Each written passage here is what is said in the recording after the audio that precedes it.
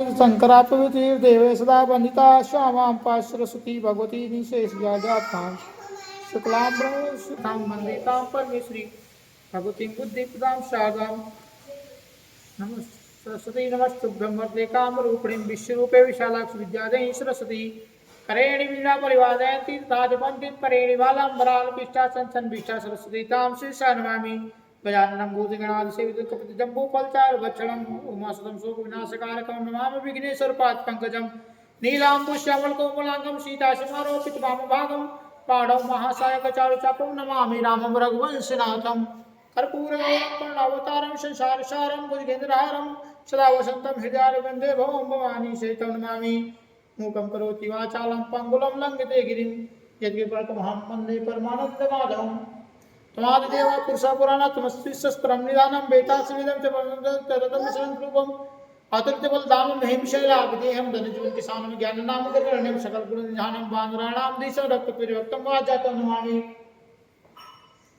द्वितीय अध्याय देवताओं के तेज से देवी का प्रादुर्भाव और महिषासुर की सेना का वध।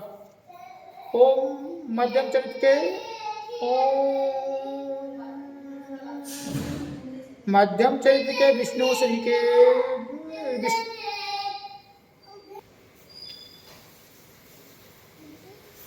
मध्यम चरित्र के विष्णु ऋषि महालक्ष्मी देवता उसकी छंद सागंबरी शक्ति दुर्गा बीज वायु तत्व और यजुर्वेद स्वरूप है। श्री महालक्ष्मी की प्रसन्नता के लिए मध्यम चरित्र में पाठ में इसका विनियोग है।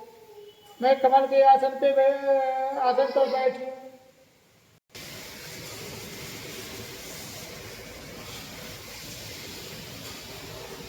मैं कमल के आसन पर बैठी हुई प्रसन्न मुख वाली महिषासुर भगवती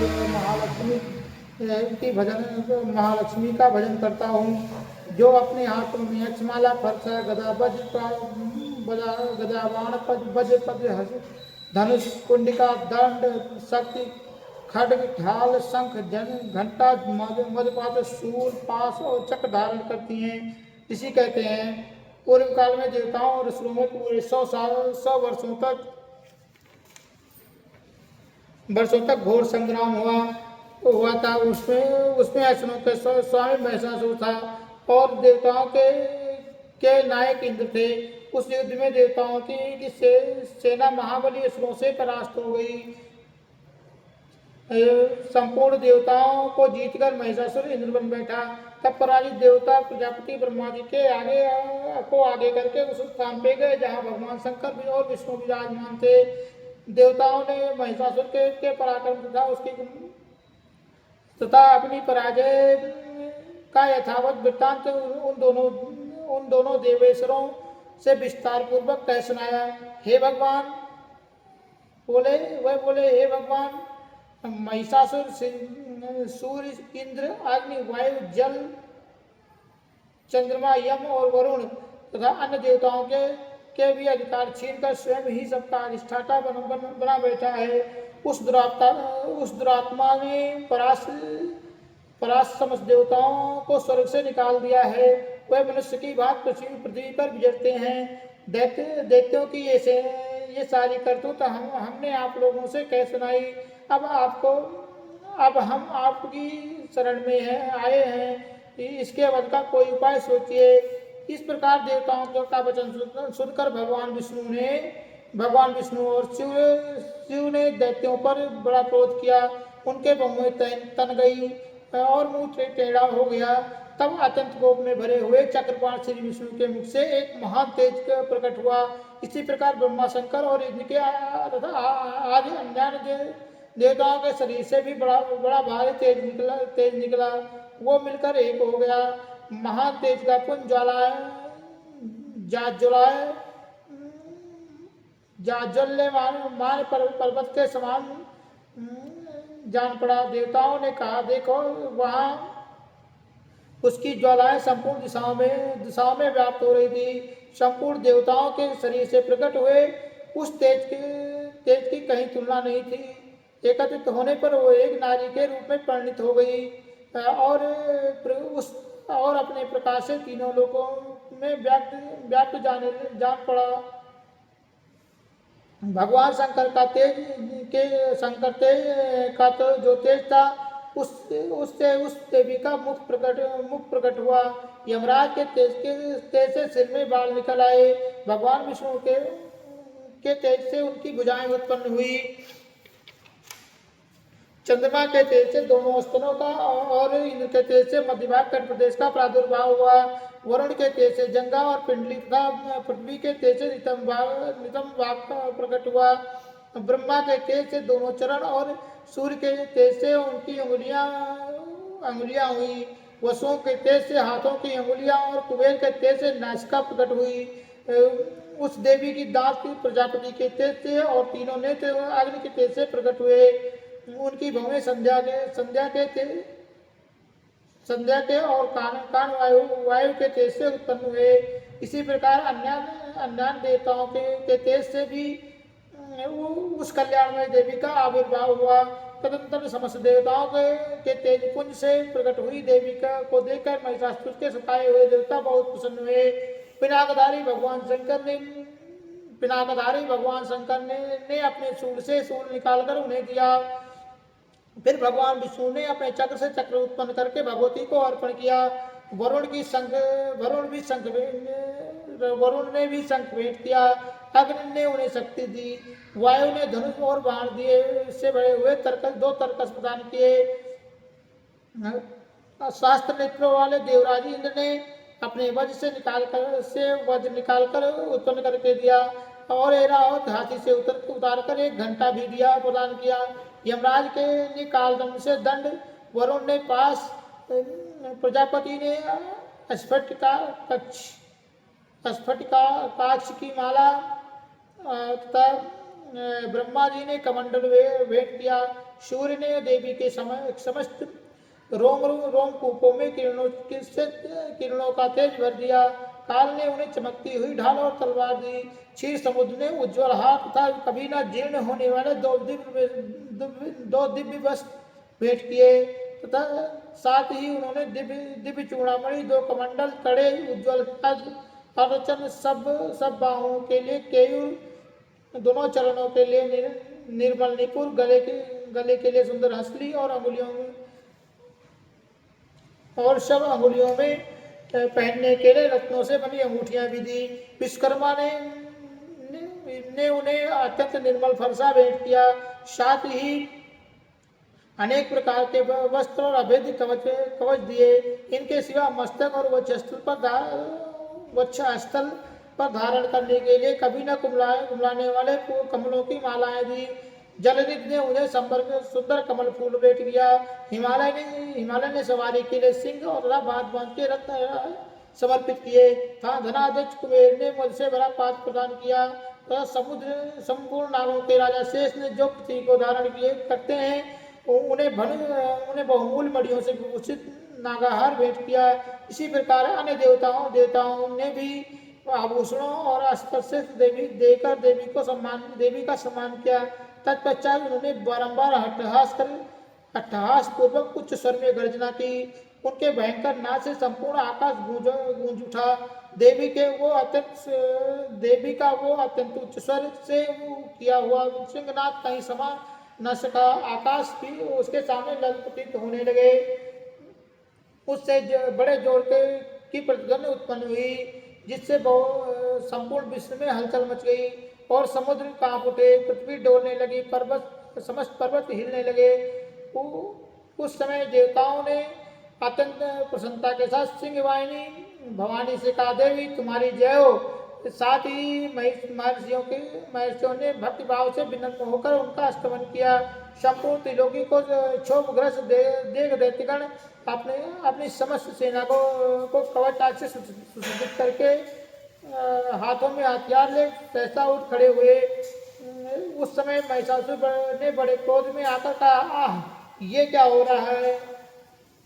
फिर वो संपूर्ण असुरों से गिरकर उस सिंहनाद की ओर लचकड़ के दौड़ा और आगे पहुंचकर उसने देवी को देखा, जो अपनी प्रभा से तीनों लोगों को प्रकाशित कर रही थी। उनके चरणों के भार से पृथ्वी दबी जा रही थी। माथे के मुकुट से आकाश में रेखा खींच रही थी।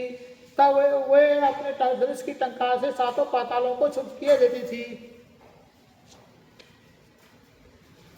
देवी अपनी हजारों भुजाओं से संपूर्ण दिशाओं को आच्छादित करके खड़ी थी। तदंतर वो उसके साथ दैत्यों का युद्ध छिड़ गया। नाना प्रकार के अस्त्रों के प्रहार से संपूर्ण दिशाएं उद्भासित होने लगी। चिचुर नामक महान असुर महिषासुर का सेनानायक था, वो देवी के साथ युद्ध करने लगा।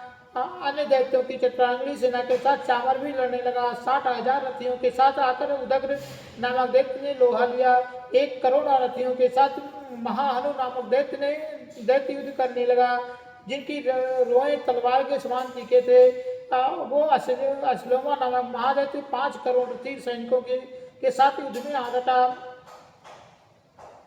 60,000 रथियों से गिरा हुआ वास्कल नामक दैत्य भी उस युद्ध में लड़ने लगा। परिवर्तित नामक राक्षस हाथी सवार और घुड़सवारों अनेक दलों के साथ 1 करोड़ रथियों की सेना साथ लेकर युद्ध करने लगा। बिडाल नामक दैत्य 5 अरब रथियों से घिरकर लोहा लेने लगा। इनके अतिरिक्त और भी हजारों महादैत्य रथ हाथी घोड़े सेना साथ लेकर वहां देवी के साथ युद्ध करने लगे। स्वयं महिषासुर उस रणभूमि में कोटि सहस्त्र रथ हाथी और घोड़ों से घिरा हुआ खड़ा था। वह दैत्य देवी के साथ तोमर, बिंदपाल, शक्ति, मूसल, खड़ग, परशु और पट्टिस आदि शस्त्रों से प्रहार करते हुए युद्ध करते रहे। कुछ दैत्यों ने उन पर शक्ति का प्रहार किया, कुछ लोगों ने पांच फेंके तथा कुछ दूसरे ने खड़क प्रहार करके देवी को मार डालने का उद्योग किया। देवी ने भी क्रोध में भरकर खेल में ही अपने अस्त्र शस्त्रों की वर्षा करके दैत्यों के वे समस्त अस्त्र काट डाले। उनके मुख में परिश्रम या थकावट का रंजमान चिन्ह नहीं था। देवता और ऋषि उनकी स्तुति करते थे। वह भगवती परमेश्वरी दैत्यों के शरीरों पर अस्त्र से वर्षा करती रही। देवी का वाहन सिंह भी क्रोध में भरकर अपने गर्दन के बालों को हिलाता हुआ असुरों की सेना पर इस प्रकार विचरने लगा, मानो वनों में दावानल फैल रहा हो। रणभूमि में दैत्यों के साथ युद्ध करती हुई जगदम्बिका देवी ने जितने निश्वास छोड़े वे तत्काल ही सैकड़ों गणों में के रूप में प्रकट हो गए और परशु, बिंदपाल, खड़ग, पट्टिस आदि शस्त्रों द्वारा असुरों का सामना करने लगे। देवी की शक्ति से बढ़े हुए गण असुरों का नाश करते हुए नगारा और शंख आदि बजाने लगे। उस संग्राम का महोत्सव में कितने ही गण मृदंग बजा रहे थे। तदंतर देवी के त्रिशूल से गदा से शक्ति की वर्षा से और खड़ग आज सैकड़ों महारथियों का संहार कर डाला। कितनों को घंटे के भयंकर नाच से मूर्छित करके मार गिराया। बहुतेरे दैत्यों को पास में बांध कर धरती पर घसीटा। कितने ही दैत्य उनकी तीखी तलवार की मार से 2 टुकड़े हो गए। कितने ही गदा की चोट से घायल होकर धरती पर सो गए। कितने ही मूसल की मार से अत्यंत आहत होकर रक्त बौन करने लगे। कुछ दैत्य सूर्य से छाती फट जाने के कारण पृथ्वी पर ढेर हो गए। उस रणांगण में बाणों के समूहों की वृष्टि कितने ही असुरों की कमर टूट गई। बाज की तरह झपटने वाली देव पीड़क दैत्यगण अपने प्राणों से हाथ धोने लगे। किन्हीं की बाहें छिन्न भिन्न हो गई, कितनों की गर्दनें कट गई।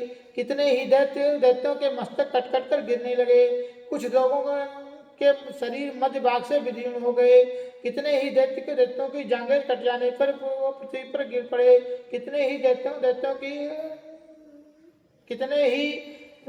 कितनों को ही देवी ने एक बाँ, एक पैर और एक नेत्र वाले करके 2 टुकड़ों में चीर डाला। कितने ही दैत्य के मस्तक कट जाने पर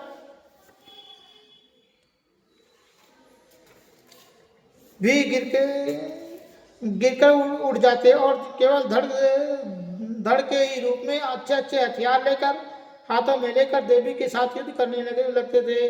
कुछ दूसरे कवच युद्ध के भी बाजों के लय पर नाचते थे। इतने ही बिना सिर के धड़ हाथों में खड़क लिए शक्ति और लिए दौड़ते थे तथा दूसरे महादैत्य ठहरो ठहरो ये कहते हुए देवी से युद्ध के लिए ललकारते थे। जहाँ घोर संग्राम हुआ वहाँ धरती देवी के गिराए हुए रथ, हाथी, घोड़े और अश्वों की लाशों से ऐसी पट गई वहाँ चलना फिरना असंभव सा हो गया। देवी की दैत्यों की सेना में घोड़े, हाथी और असुरों के शरीर से इतनी मात्रा में रक्तपात हुआ कि थोड़ी देर में वहां खून की बड़ी बड़ी नदियां बहने लगी। जगदम्बिका ने असुरों की विशाल सेना को क्षण भर में नष्ट कर दिया। ठीक उसी तरह जैसे तिल और काट के भारी ढेर को आग कुछ क्षणों में भस्म कर देती है और वो सिंह भी गर्दन के बालों को हिला हिलाकर जोर से गर्जना करता हुआ दैत्यों के शरीर से मानो उनके प्राण चुन लेता था। वहां देवी के गणों ने भी उन महादैत्यों के साथ ऐसा युद्ध किया जिससे आकाश में खड़े देवतागण उन पर बहुत संतुष्ट हुए और फूल बरसाने लगे। इस प्रकार मार्कंडेय पुराण में सावर्णिक मनवंतर कथा के अंतर्गत देवी महात्म्य में महिषासुर की सेना का वध नामक दूसरा अध्याय पूरा हुआ।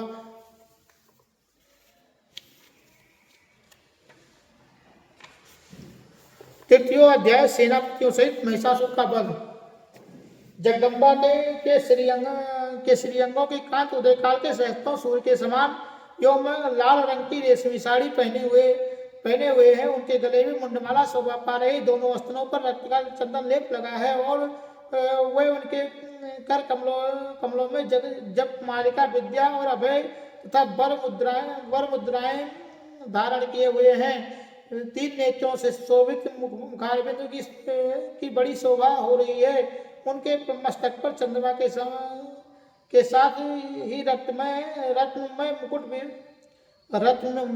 मुकुट बंधा है तथा वे कमल के आसन पर विराजमान है। ऐसी देवी को मैं भक्तिपूर्वक प्रणाम करता हूँ। ऋषि कहते हैं, दैत्यों की सेना के इस प्रकार तहस नहस होते देख महादैत्य सेनापति चिशुर क्रोध में भरकर अंबिका देवी से युद्ध करने लगे के लिए आगे बढ़ा। वो असुर रणभूमि में देवी के ऊपर इस प्रकार बाणों की वर्षा करने लगा जैसे बादल मेरु गिर के शिखर पर पानी की धार बरसा रहे हों। तब देवी ने अपने बाणों के से उसके बाण समूह को अनायास ही काटकर उनके घोड़ों और सारथी को मार डाला। साथ ही उनके धनुष तथा अन्य अत्यंत ऊंची ध्वजा को तत्काल काट गिराया। धनुष कट जाने पर उसके अंगों को अपने बाणों से बीट डाला। धनुष, रथ, हाथी, रथ, घोड़े और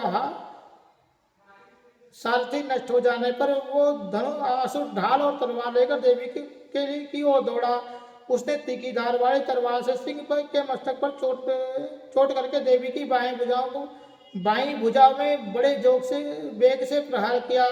राजन, देवी की बाँ पर पहुंचते ही वो तलवार टूट गई।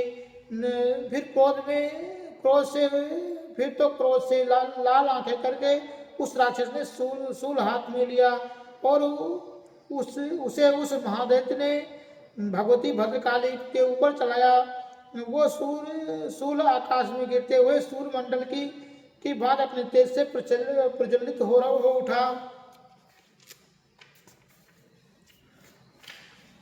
उस सूल को अपनी ओर आता देख देवी ने भी सूल का प्रहार किया। उससे राक्षस के सूल के 100 सैकड़ों टुकड़े हो गए। साथ ही महादैत्य चिशुर की भी धज्जियां उड़ गई। वो प्राणों से हाथ धो बैठा। महिषासुर के सेनापति उस महापराक्रमी चिशुर के मारे जाने पर देवताओं को पीड़ा देने वाला चामर हाथी पर चढ़ कर आया। उसने भी देवी के ऊपर शक्ति का प्रहार किया, किंतु जगदम्बा ने उसे अपने ओंकार से ही आहत एवं निष्प्रभ करके तत्काल पृथ्वी पर गिरा दिया।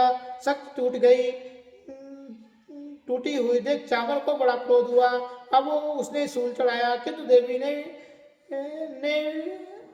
उसे भी अपने बाणों द्वारा काट डाला। इतने में ही देवी का सिंह उछलकर हाथी के मस्तक पर चढ़ बैठा और उस दैत्य से खूब जोर लगाकर बाहुयुद्ध करने लगा। दोनों लड़ते लड़ते पृथ्वी पर आ गए और अत्यंत क्रोध में भरकर एक दूसरे पर भयंकर प्रहार करते हुए लड़ने लगे। तदंतर में सिंह बड़े वेग से आकाश की ओर उछला और उधर से गिरते समय उसने पंजों की मार से चामर का सिर धड़ से अलग कर दिया। इसी प्रकार उदक भी शिला और वृक्ष आदि की मार से खाकर रणभूमि में देवी के हाथ से मारा गया तथा कराल के भी दांतों और मुक्कों और थप्पड़ों की चोट से धराशायी हो गया। थोड़ी देर क्रोध में भरी हुई देवी गदा की चोट से उद्गत का कछुआ निकाल डाला। बिंदीपाल भी बाष्कल तथा बाणों से ताम्र और अंधक को मौत के घाट उतार दिया। 3 नेत्रों वाली देवी परमेश्वरी ने शूल से उग्रवीर तथा महान नामक दैत्यों को मार डाला। तलवार की चोट से बिडाल के मस्तक को धड़ से अलग काट गिराया। दुर्धर और दुर्मुख इन दोनों को भी अपने बाणों से यमलोक भेज दिया। इस प्रकार अपनी सेना का संहार होता देख महिषासुर भैंसे का रूप धारण करके देवी के गणों को ग्रास देना आरंभ किया, किंतु किन्हीं को थूथन की मार से, किन्हीं को अपने खुरों के प्रहार से करके, किन्हीं को पूंछ की चोट पहुंचाकर, कुछ को सींगों से विदीर्ण करके, कुछ गणों को वेग से, किन्हीं को सिंह ग्रास से, कुछ को चक्कर देकर, कितने को निश्वास वायु के झोंके से धराशायी कर दिया। इस प्रकार गणों की सेना को गिराकर वो असुर महादेवी के सिंह को मारने के लिए झपटा। इसे जगदम्बा को बड़ा क्रोध हुआ। उधर महापराक्रमी महिषासुर भी बड़े क्रोध में भरकर धरती में खुरों को खोदने लगा तथा सिंगों से ऊंचे ऊंचे पर्वत उठाकर फेंकने लगा और गरजने लगा। उसके बेग के चक्कर में उसके बेग से चक्कर देने के कारण पृथ्वी क्षुब्ध होकर फटने लगी। उसकी पूंछ से टकराकर समुद्र की सब ओर से धरती को डुबोने लगा। हिलते हुए सिंहों के आघात से विदीर्ण होकर बादलों के टुकड़े टुकड़े हो गए। उसके श्वास की प्रचंड वायु वेग से उड़े हुए सैकड़ों पर्वत आकाश से गिरने लगे। इस प्रकार क्रोध में भरे हुए और महादेव ने उसकी अपनी ओर आते देख चंडिका ने क्रोध में भरे हुए उस महादेव को अपनी ओर आते देख चंडिका ने उसका वध करने के लिए महाक्रोध किया। उन्होंने पास फेंककर उस असुर को बांध लिया। उस महासंग्राम में बच जाने पर उसने भैंसे का रूप त्याग दिया और तत्काल सिंह के रूप में प्रकट हो गया। उस अवस्था में जगदम्बा ने ज्यों ही उसका मस्तक काटने के लिए उद्यत हुई, त्यों ही वो खड़गधारी पुरुष के रूप में दिखाई देने लगा।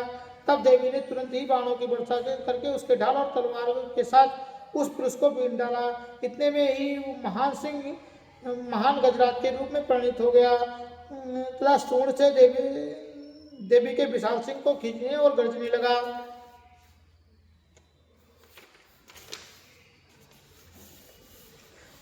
खींचते समय देवी की तलवार से उसके देवी ने तलवार से उसकी सूंड काट डाली। तब उस महादेवी ने भैंसे का शरीर धारण कर लिया और पहले की भांति चराचर प्राणियों से तीनों लोगों को व्याकुल करने लगा। तब क्रोध में भरी हुई जगत माता चंडिका बारंबार उत्तम मधु का पान करने और आंखें लाल करके हंसने लगी। उधर वो बल और पराक्रम के मत से उन्मत्त हुआ राक्षस गरजने लगा और सींगों से चंडी के ऊपर पर्वतों को फेंकने लगा। उस समय देवी देवी ने अपने बाणों के समूह से उसके फेंके हुए पर्वत को चूर्ण करती हुई बोली। बोलते समय उनके मुख मज से लाल लाल हो गया और वाणी लड़खड़ा रही थी। देवी ने कहा, ओ मूढ़, जब तक मैं बचती थी तब तक तू थोड़ी क्षण भर के लिए खूब खूब गरज ले। मेरे हाथ ये यही तेरी मृत्यु हो जाने पर अब शीघ्र देवता भी गर्जना करेंगे। ऋषि कहते हैं, यो कहकर देवी उछली और महादेव के ऊपर चढ़ गई और फिर पैर से दबाकर उसके उन्होंने शूल उसके कंठ में आघात किया। उनके पैर से दबा होने के कारण महिषासुर के अपने मुख से दूसरे रूप में बाहर आने लगा। आधे शरीर से ही वो बाहर निकल पाया था कि देवी ने अपने प्रभाव से उसे रोक दिया। आधा निकला होने पर वो महादैत्य देवी से युद्ध करने लगा। तब देवी ने बहुत ही बड़ी तलवार लेकर उसका मस्तक काट गिराया। फिर हाहाकार करती हुई दैत्यों की सारी सेना भाग गई और संपूर्ण देवता अत्यंत प्रसन्न हुए। देवताओं ने दिव्य महर्षियों तथा देवी दुर्गा का स्तवन किया। गंधर्वराज गाना गाने लगे और अप्सराएं नृत्य करने लगी। इस प्रकार मार्कंडेय पुराण में सार्वजनिक मनवंतर कथा के अंतर्गत देवी महात्म्य में महिषासुर वध नामक तीसरा अध्याय पूरा हुआ।